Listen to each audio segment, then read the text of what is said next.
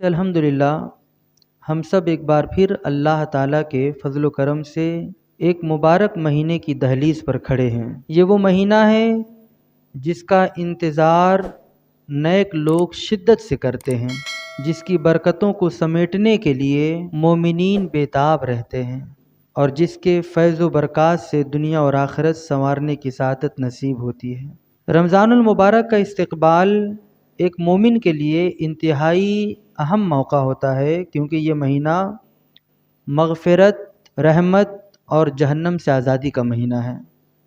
نبی کریم صلی اللہ علیہ وسلم، صحابہ کرام اور سلف صالحین رمضان کی آمد کا بھرپور استقبال کرتے تھے اور اس کی تیاری مہینوں پہلے سے شروع کر دیتے تھے۔ ان نفوس قدسیہ کے نقش قدم پر چلتے ہوئے ہمارے لیے بھی اس میں ایک درس ہے، ایک سبق ہے کہ ہم بھی اس مبارک مہینے کا استقبال کریں۔ اللہ کے رسول صلی اللہ تعالی وسلم صحابہ کو کہا کرتے تھے کہ کیا تمہیں معلوم ہے کہ تم کس سے ملنے والے ہو اور کون تم سے ملنے والا ہے؟ میرے صحابہ، تمہیں خبر ہے کہ تمہارا سامنا کس سے ہونے والا ہے؟ صحابہ حیرت سے پوچھتے کہ یا رسول اللہ، کس سے سامنا ہے؟ اللہ کے رسول فرماتے ہیں اللہ کی طرف سے نہایت ہی عظیم اور برکت والا مہینہ اب تم سے ملنے والا ہے اور تم اس سے ملنے والے ہو۔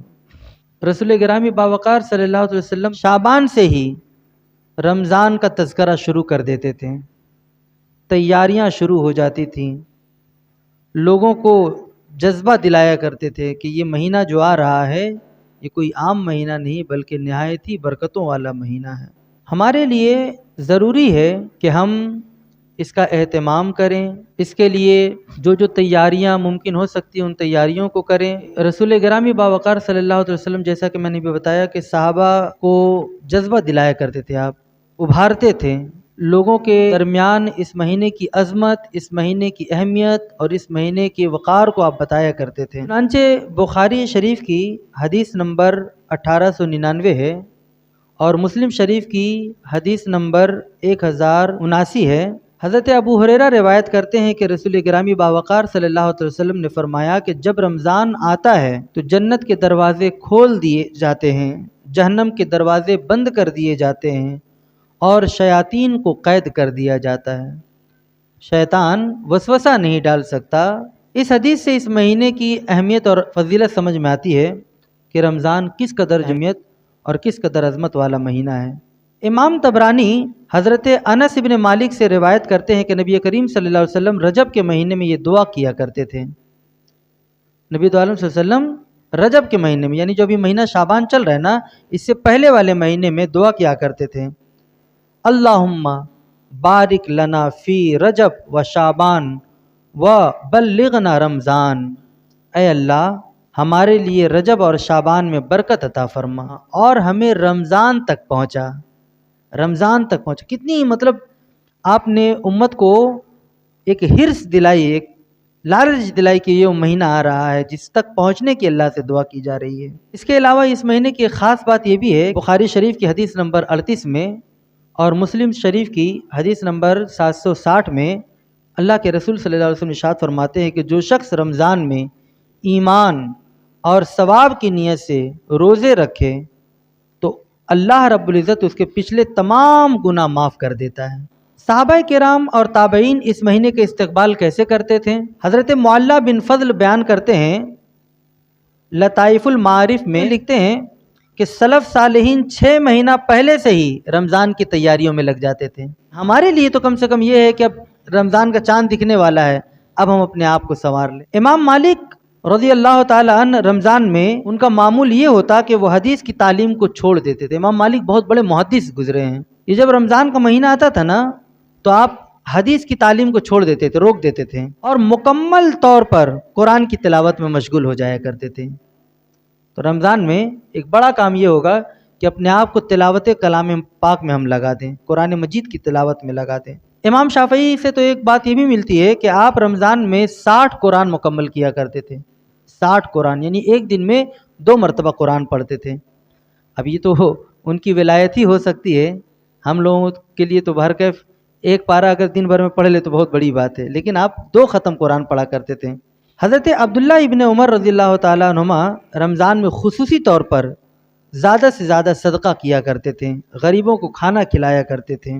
اور حضرت عبداللہ ابن عباس فرماتے ہیں کہ رسول اللہ صلی اللہ علیہ وسلم سب سے زیادہ سخی تھے، اور رمضان میں جب حضرت جبرائیل علیہ السلام آپ سے ملاقات کرتے تو آپ کی سخاوت میں ایسا لگتا جیسے آندھی آ گئی ہو، خوب زیادہ سخاوت کرتے، خوب زیادہ جو ہے کہ بڑھ چڑھ کر کے صدقہ و خیرات کرتے۔ یہ بخاری شریف کی روایت ہے، حدیث نمبر 6۔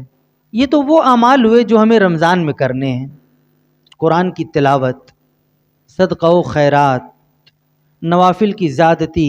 اب اس میں جو ہے کہ استقبال رمضان ہم کیسے کریں، یعنی رمضان آ رہا ہے تو رمضان کا ویلکم ہم کس طریقے سے کریں۔ رمضان کے ویلکم کے لیے چند باتیں آپ کے گوش گزار کرتا ہوں۔ سب سے پہلے نیت کی تجدید، یعنی عہد وفا، اللہ سے عہد و پیمان کریں اور توبہ کریں۔ یعنی ایک مبارک مہینے میں ہم داخل ہو رہے ہیں تو سب سے پہلے پچھلے جتنے بھی گناہ ہوئے ہیں سچے دل سے پہلے توبہ کریں، استغفار کریں، اور اس کے بعد اللہ سے ایک عہد کریں، ایک پیمان لیں کہ میرے مولا اس مبارک مہینے میں پورے طریقے سے اپنے آپ کو بدلنے کی آخری حد تک جو ہے جانے کی کوشش کروں گا اور اپنے آپ کو پاک و ستھرا کرنے کی کوشش کروں گا۔ تو پہلا طریقہ یہ ہو۔ دوسرا طریقہ قرآن سے تعلق مضبوط کرنے کا ایک وعدہ ہو، قرآن سے اپنا تعلق ہم مضبوط کریں گے۔ قرآن پڑھنے کے ساتھ ساتھ اس مہینے میں جتنا آپ کو میسر ہو سکے قرآن کی تفسیر اور ترجمہ بھی پڑھیں کہ اللہ کہنا کیا چاہ رہا ہے۔ ساتھ ہی ساتھ ہم روزے کے فقہی مسائل کو بھی پہلے سیکھیں۔ روزہ کے جو مسائل ہیں، جو فقہی جو احکام ہیں، اس کو بھی رمضان آنے سے پہلے سیکھیں، یا پھر رمضان آنے سے پہلے نہیں سیکھ سکے ہیں تو کم سے کم رمضان میں تھوڑا تھوڑا کر کے ہم روزے کے مسائل کو سیکھیں۔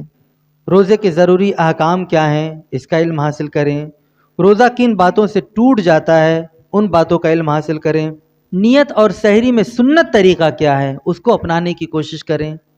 یہ بھی رمضان کی تیاریوں میں سے ایک تیاری ہے اور استقبال رمضان ہے۔ اسی طریقے سے غربا، فقراء، مساکین، یتیموں اور بیواؤں کی مدد کرنے کا جذبہ پیدا کریں، تیاری کریں اس کے لیے۔ صبح و شام اذکار کی پابندی کا ایک شیڈول بنائیں۔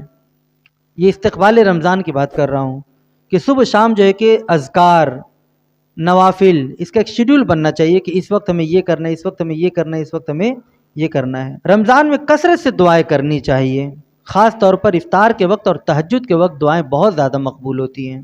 اور ایک بڑی بات جو یہاں پر ہے وہ یہ کہ بری عادتوں سے بچنے کا عزم، ارادہ کریں۔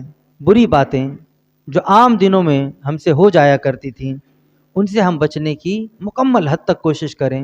جھوٹ، غیبت، چغلخوری اور فضول باتوں سے مکمل اجتناب کریں۔ موبائل اور سوشل میڈیا سے کم تعلق رکھیں، ایک دائرہ کھینچ دیں۔ اگر موبائل بس میں اگر ہو، ممکن ہو تو بالکل چھوڑ دیں، اور اگر ممکن نہ ہو تو اس کا دائرہ کم سے کم کر دیں، اور زیادہ وقت عبادت اور نیک کاموں میں لگائیں۔